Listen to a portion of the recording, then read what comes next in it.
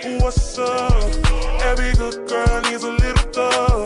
Every black boy needs a little love. If you put it down, I'ma pick it up, up, up. Hit 'em up. In the truck, got it tucked. He get it up.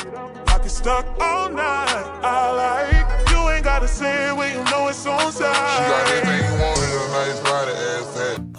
So hello guys, good morning. Dito papunta na po ako sa Hingog City. Bago niyan, kumain muna ako. At ito kasama ko po yung kapatid ko sa vlog kasi gusto namin puntahan yung museum at saka pantalan namin. At ito po, located po siya sa Mindanao, Misamis Oriental. At ito po yung mapa ng Hingog City, Google Map view.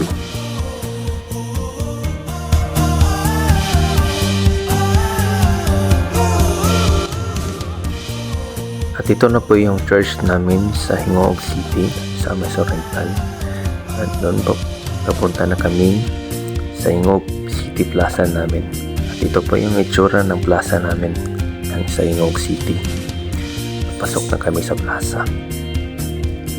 So located siya sa right cross Santa Rita Church, Cassia Parish Church, the city proper.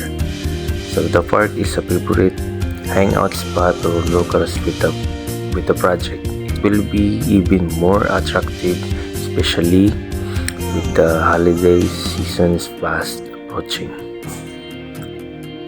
At ito po yung view ng plaza namin sa Hingog City.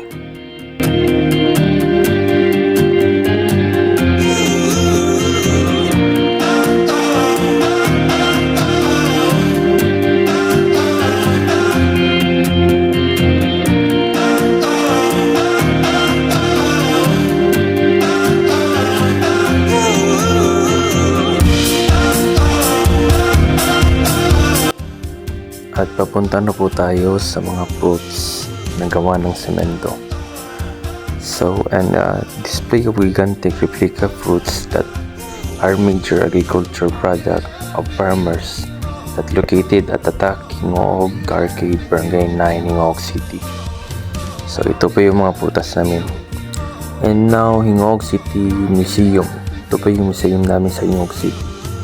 So this old city hall was rebuilt in 1939 to 1940 and from then on became the seat of the government of the municipality of the Hingog City. At papunta na po kami sa Boulevard. At ito po yung ang payahay sa pantalan sa Hingog City. So this is located in the province of Misamis Oriental. So the Hingog Pantalan holds the beauty beneath the surface of its waters. It is a reach of the Marco marine creatures that can easily be reached either the boats.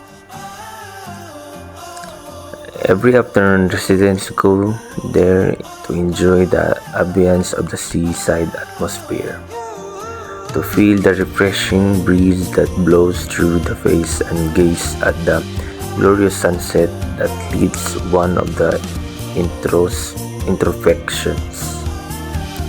So ito po yung payahay sa pantalan ng Hingog City.